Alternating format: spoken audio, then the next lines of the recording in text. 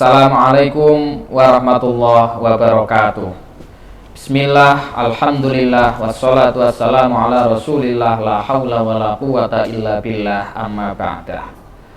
Pemirsa yang berbahagia, alhamdulillah pada pagi hari ini kita berjumpa lagi dalam program Karma Kajian Ramadan bersama KPI TV bekerjasama dengan Pusat Studi Aswaja An-Nahdiyah Unisnu Jepara. Pagi hari ini kita kembali kedatangan salah satu Ustadz dari Jepara, Ustadz Alex Usman. Apa kabar Ustadz? Alhamdulillah baik Ustadz. Alhamdulillah, setelah kemarin kita sudah mengulas tentang definisi bid'ah dan sunnah. Nah, kali ini kembali Ustadz hadir untuk membincangkan topik yang berbeda, yaitu tentang qadha puasa. Ya, hari ini kita masih menjalankan ibadah puasa bulan Ramadan dan mudah-mudahan nanti pahalanya akan sempurna. Amin. Dan kesempurnaan itu tentu harus dibarengi dengan menjalankan sesuai dengan syariat yang telah ditetapkan. Nah, oleh karena itu kita akan mulai dari satu pertanyaan. Sebenarnya orang-orang yang diwajibkan puasa itu siapa saja? Karena dalam ayat Al-Quran kan ada kutiba alaikumussyam, ya, jadi diwajibkan berpuasa kepada kita. Nah, itu khitab atau orang yang diwajibkan untuk berpuasa itu siapa saja? Mungkin itu Ustadz untuk yang pertama, monggo. Jadi puasa itu, kewajiban berpuasa itu memang dibebankan kepada seseorang yang mempunyai kriteria-kriteria tertentu. Salah satu kriteria yang dasar yaitu Islam. Jadi yang berkewajiban menjalankan puasa Ramadan itu orang Islam. Dalam artian, jika ada orang selain Islam kok ikut puasa Ramadan, tak ikut puasa Ramadan biar seperti orang Islam, maka dia tidak bisa mendapat pahala seperti halnya orang Islam ketika menjalankan puasa Ramadan. Karena ibarat Islam itu kalau di universitas seperti mendaftar, Ustaz. Jadi kalau orang mendaftar, diakui sebagai mahasiswa, ada ujian semesteran, nanti bisa dikatakan lulus, kan? Kalau orang tidak ikut mendaftar, meskipun ikut duduk di bangku kuliah, dia tidak akan mendapat absen. Ketika ujian dia mengerjakan, ya ujiannya tidak akan dianggap. Itu semacam seperti itu. Jadi Islam ini sebagai gerbang utama atau gerbang pertama ibadah seseorang yang diterima. Itu yang pertama. Yang kedua harus mukallaf. Mukallaf itu orang yang akil, orang yang berakal, dan juga orang yang sudah balik atau dewasa. Jadi orang yang tidak berakal seperti orang gila atau bayi yang masih kecil, ini tidak berkewajiban untuk menjalankan ibadah puasa. Yang kedua setelah mukallaf atau isi dari mukallaf yang lain yaitu dewasa atau balik. Balik ini di dalam agama Islam dibuktikan dengan dua bentuk. Yang pertama yaitu dengan suatu tanda, yang ketiga dengan usia. Jadi apabila seorang laki-laki atau perempuan ketika berusia 9 tahun kok di situ mengeluarkan sperma, maka itu dihukumi dewasa atau balik, yang mana dia berkewajiban untuk menjalankan ibadah puasa.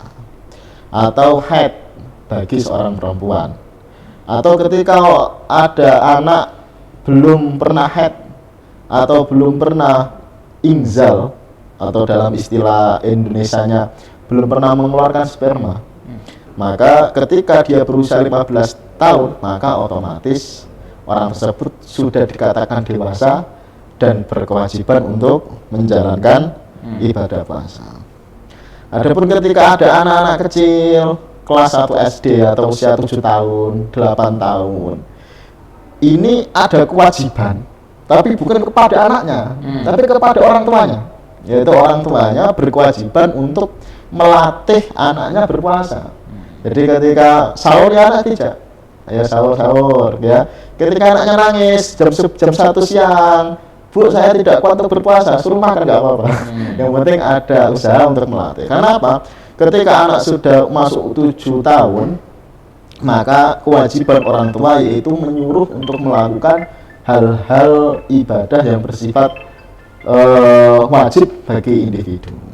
Ya, dengan dasar hadis muru as-sobiyya bisolati idza balagha sab'a sinin wa idza balagha 10 sinin fadribuhu 'alaiha. Perintahlah anak-anak kan untuk sholat ketika anak itu sudah berusia 7 tahun. Ketika sudah berusia 10 tahun kok belum balik, maka pukul.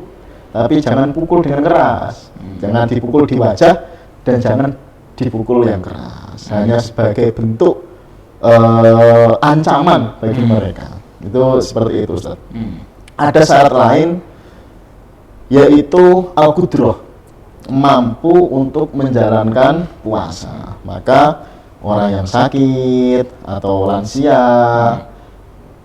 itu tidak berkewajiban untuk menjalankan puasa jika memang dia sudah tidak mampu untuk menahan rasa lapar. Oke, nah ini yang menarik itu tadi syarat yang terakhir tadi, mampu. Nah, kalau misalnya ada orang ya itu mengatakan, wah saya kan tidak mampu puasa, padahal sehat, ya bugar, nah tapi mengatakan tidak mampu. Nah ini kan berarti mampu ini ada kriteria khusus tidak kalau di dalam agama misalnya? Mampu di sini yaitu seseorang yang bisa menahan lapar mulai sebelum subuh kurang sedikit ya sampai maghrib datang tiba itu. Kecuali jika memang dia ada perkara-perkara lain yang menyebabkan dia tidak mampu. Seperti itu ya. Contoh, orang ini sedang melakukan pekerjaan yang luar biasa. Dia pekerjaannya seperti menanam padi, seperti orang bangunan, seperti menggali pasir, kerja berat. Dia ini meskipun secara fisik dia ini mampu, andaikan dia menahan lapar mulai fajar sampai maghrib, cuma karena ada kondisi lain yang menyebabkan dia memang tidak mampu, maka ini juga dinamakan udzur atau kompensasi untuk bisa meninggalkan puasa, meskipun memang harus ada syarat-syarat tertentu, Ustaz. Kalau memang dia karena undurnya itu memang karena pekerjaan, maka dia tetap berkewajiban untuk tabyitul niat atau berniat di malam harinya, gitu ya. Jadi ketika dia sebelum sahur ikut sahur, ada nanti di lapangan, kalau dia merasa lapar ya cari makan ya, boleh berbuka dengan catatan tadi harus ada niat memang sebelum fajar datang. Tidak boleh kok, alah aku paling kerja terus angger dinane ngeten, tiba-tiba dia tidak niat terus harus sarapan pagi-pagi, maka dia berkewajiban untuk imsak. Jadi di dalam istilah fikih itu ada namanya imsak, Ustaz. Ini bedanya istimewanya puasa dengan yang lain. Kalau ibadah yang lain, orang yang tidak berkewajiban itu tidak boleh, kalau orang yang tidak mempunyai kriteria kewajiban itu tidak boleh melakukan ibadah. Saya contohkan, orang tidak punya wudhu, ini tidak boleh pura-pura sholat, seperti itu. Karena kalau beribadah mah punya dosa.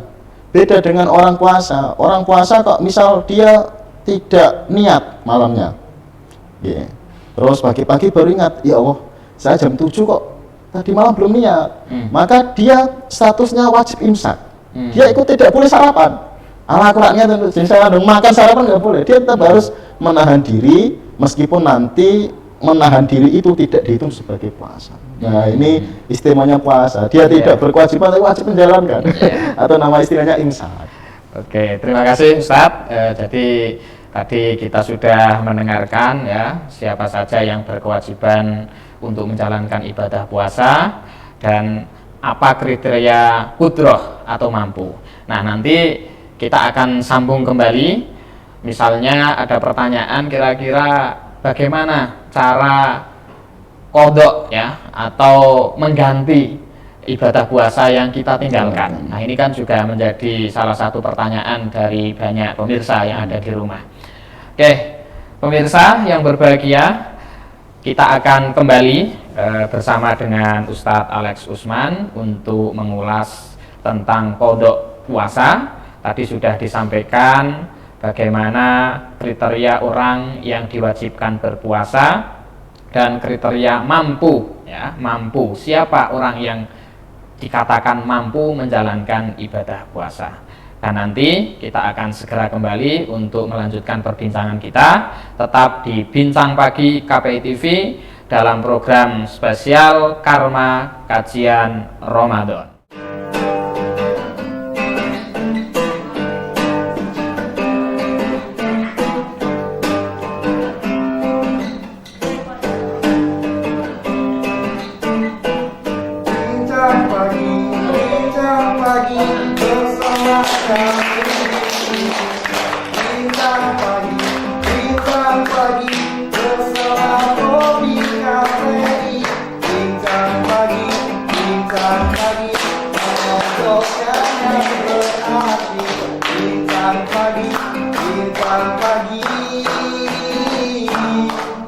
Sambil minum kopi. Pemirsa, kita kembali lagi ke perbincangan kita tentang qadha puasa. Tadi sudah disampaikan oleh Ustadz bahwa orang yang tidak mampu berpuasa karena pekerjaan yang berat sehingga harus meninggalkan, nah itu bagian dari orang-orang yang udzur, ya, atau diperbolehkan tidak puasa. Nah, apakah orang-orang yang semacam itu juga nanti berkewajiban mengganti? Jika iya, bagaimana caranya? Ya. Mungkin itu, Ustadz. Jadi orang meninggalkan puasa itu ada dua bentuk. Yang pertama, meninggalkan puasa karena memang ada alasan yang diberikan oleh syariat. Yang kedua, meninggalkan puasa karena tidak ada alasan yang diberikan oleh syariat. Kita bahas yang sederhana dulu, yaitu meninggalkan puasa dengan atau tanpa alasan yang diberikan syariat. Orang memang malas berpuasa, maka orang tersebut ketika meninggalkan puasa Ramadan, maka dia wajib untuk mengqadha di lain selain hari Ramadan.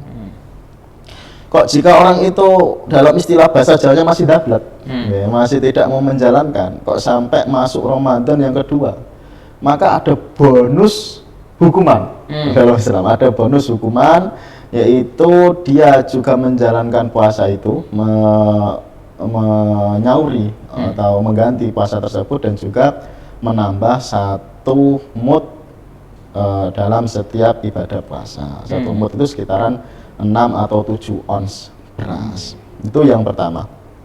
Selanjutnya ada orang yang meninggalkan puasa karena udzur. Udzur itu ada bermacam-macam. Ada karena sakit, ada karena bepergian, ada karena faktor menyelamatkan orang lain, ada karena faktor pekerjaan. Sekarang orang sakit.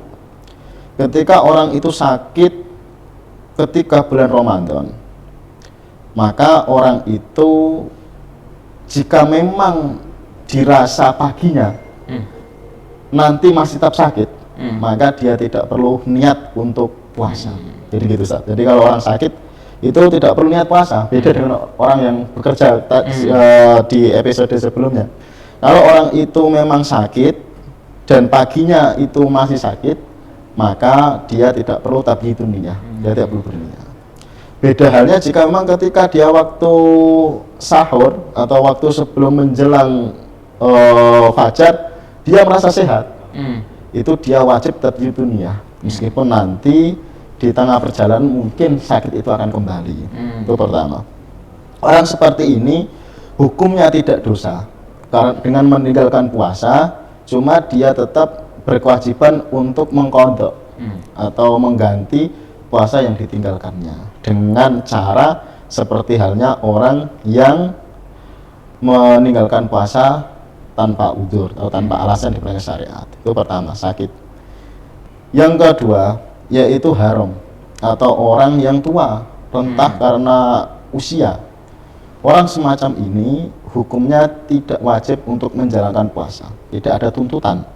Cuma dia berkewajiban untuk mengganti satu puasanya, satu hari puasa diganti dengan 1 mud beras atau sekitar 6 sampai 7 on. Jadi kalau orang on beras. Jadi kalau orang tua kok nggak puasa ini bukan kok bebas, bukan, dia tetap berkewajiban mengganti puasanya tersebut dengan nominal beras semacam itu. Selanjutnya ada orang yang meninggalkan puasa bukan karena dirinya sendiri, tapi untuk memikirkan orang lain. Seperti halnya ibu menyusui, dia khawatir ketika dia meninggalkan puasa nanti anaknya akan tidak mendapatkan ASI yang maksimal, atau nanti bahaya, khawatir akan terjadi apa-apa sama anaknya. Bukan dia khawatir karena dirinya sendiri, tapi dia khawatir kepada anaknya. Maka dia berkewajiban 2 hal, Ustaz. Yang pertama mengkondok atau mengganti puasa tersebut, yang kedua juga membayar 1 mud di setiap puasanya. Beda halnya jika ibu menyusui itu khawatir kan dirinya sendiri, aku gak kuat karena menyusui, aku ngeluh.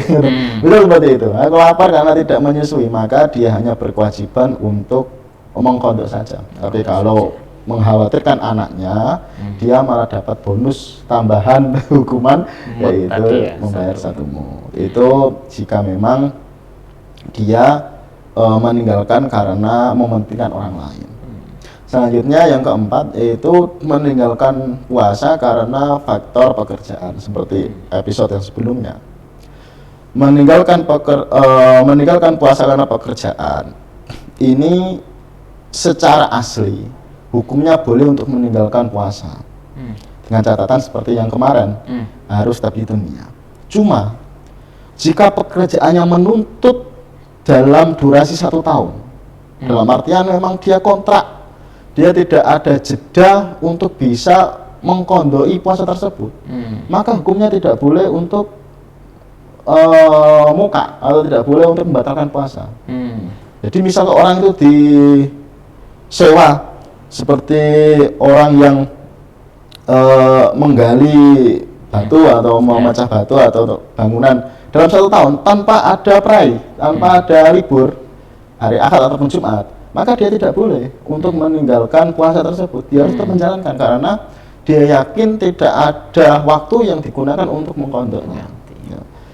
Setiap undur dalam puasa, setiap undur yang memperbolehkan orang itu meninggalkan puasa, maka dia meninggalkannya tidak mendapatkan dosa. Cuma ada konsekuensi yang harus memang dipenuhi meskipun dia tidak mendapatkan dosa.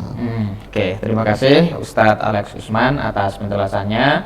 Mudah-mudahan bermanfaat dan sampai ketemu lagi. Mudah-mudahan Allah selalu melindungi kita, selalu diberi kesehatan, sehingga di momentum-momentum yang lain kita bisa berjumpa kembali. Oke, pemirsa KPI TV yang berbahagia, alhamdulillah tadi sudah banyak ilmu yang dibagikan oleh Ustadz Alex Usman, utamanya mengenai qadha atau mengganti puasa.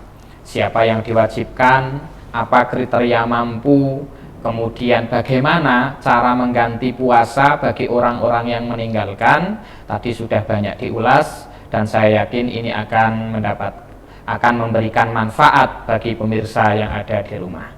Sampai ketemu lagi kepada kami dalam program Karma Kajian Ramadan edisi spesial bulan puasa bersama KPI TV bekerjasama dengan Pusat Studi Aswaja An-Nadiyah Unisnu Jepara. Sekian dari saya, wallahul muwaffiq ila aqwamit thoriq. Wassalamualaikum warahmatullahi wabarakatuh.